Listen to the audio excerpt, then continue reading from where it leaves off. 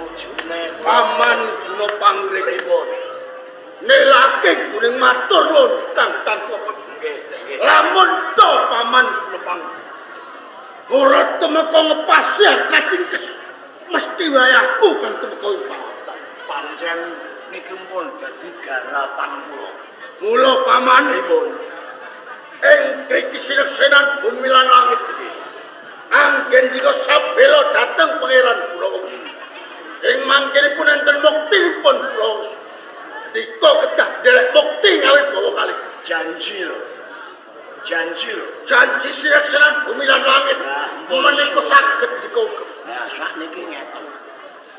Gendro Sekti wayute mun brodol. Mun nganti ado-ado nggone mlayu. Yen perlu tututi. Dioyak moya.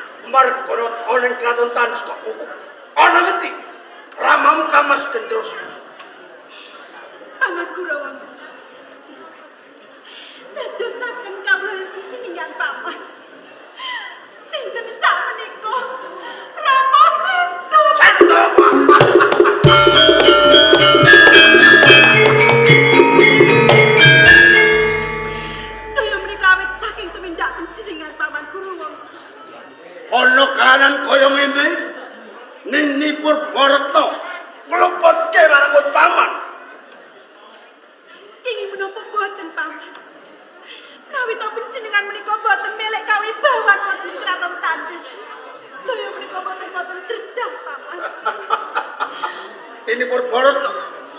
Saiki ngene wae. Cukup wong atuamu ya Kang Masku Gendros.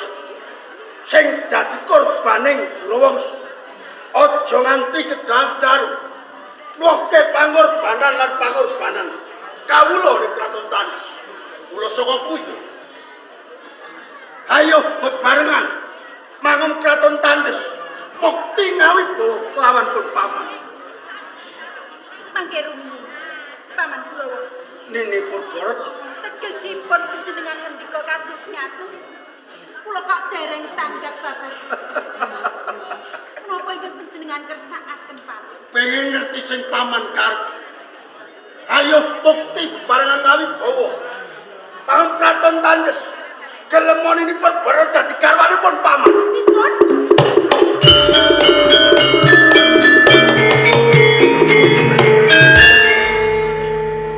Paman Gurawangsa.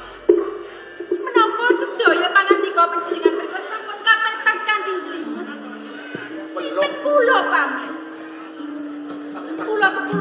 panjenengan piyambak. Panjenengan menika gantosipun tiyang sepuh. Aku ngerti. Ing menapa lajeng panjenengan nembe kados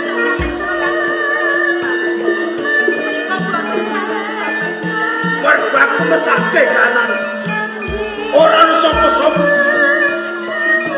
Wes kelangan wong atuamu. Sudar mangkang masku. Kula ingin. Ayo.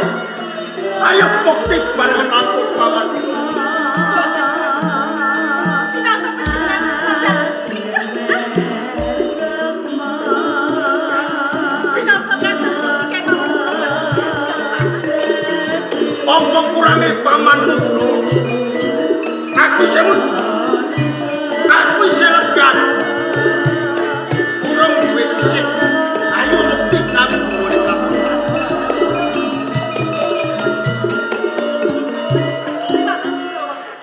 Ini pun Kula nyuwun kanthi sanget paman.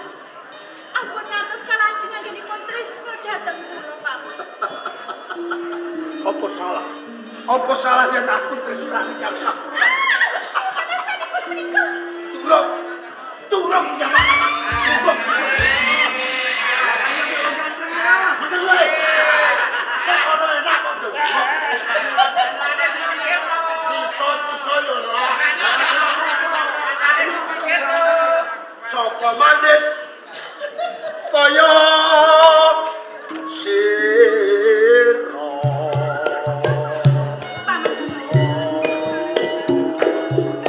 Saya ndodro tak jenengan paman.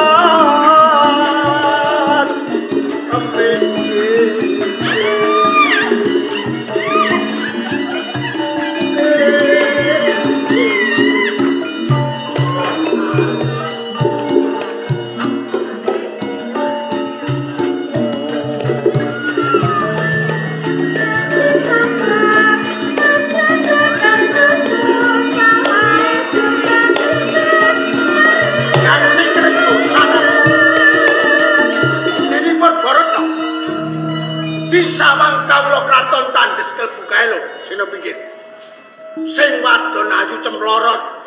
Sing lanang yo bagus yo cemplorot. Lho sing nyawang kok do cekot-cekot. Kae piye karepe piye kae?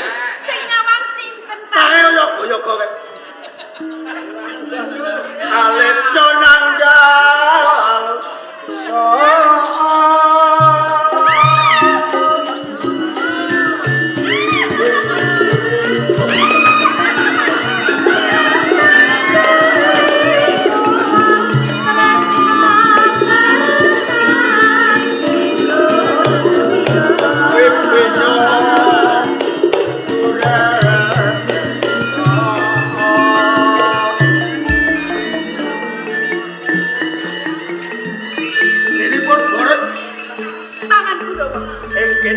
sapa-sapa sing bakal sabiyantu karo kowe. Nanging sepisan malih kula imutaken Paman. Sedaya menika kula boten saged nglampahi jalan panjenengan menika paman kula piyambak. Aku ora lali. Aku selik. Gari tembungmu kang puas. Aja nganti pun paman gunake kaunsan. Bakal tak rudo mari. Kowe gelem lakoni apa? Boten ngantos kukuting jagat kula boten badhe. Kowe gelem apa ora? Gelem apa ora?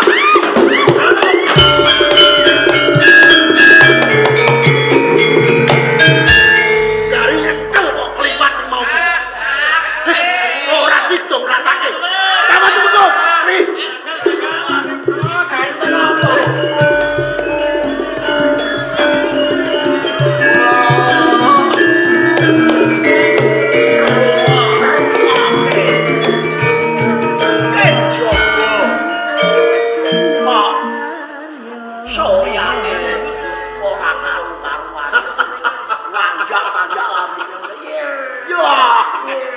Paman temenggo Enten apa? bedhai kraton Tandus. Nggih. Wonten tetembungan. Bedah Praja Mandaraja boyongane putri. Dah kapulunanku arep tak muktekke ngawibawa nganggo sarana tak pundhut gareng. Lho kok selak ora gelem lelaki. Orborno niku Korbaret jenengan pundhut garwa mboten purun. ora gelem. Jagat niku mboten sak godhong kelon. Jagat niku digelar amba. Wanita ayu mboten mung Purbarna tok. Nek kula pun kebacut tresna karo kapulunan. Perkara wanita niku gampang, sing wigati niku kamukten. Lho, wong niku wis mukti duwe palungguhan. Ngantos kalepiah. Nah, wong wedok teko dhewe. Komplaning kraton Tandus. Ya, pripun? Sedanipun Kang Mas Gendrosek. Nggih, Oncate kapulunan kula Purbareta. ngoten. Palungguhan wonten ing kraton Tandus sakmenika kumrah. Kondrang. Dika pinangka pasuksen. Pripun? Ingkang jumeneng nata wonten ing kraton Tandus sakmenika Jenengan kanthi gelar Prabu Anom Kurawangsa. Prabu Anom. Kula mboten kesupen dhaten lobah labedika rikala ndika nyelametake nyawa. Nggih. Dika badhe kula angkat warangka wonten ing kraton Tandus. Patih wonten kraton Tandus. Kula pasrahaken dhateng paman Guna Pangkrik.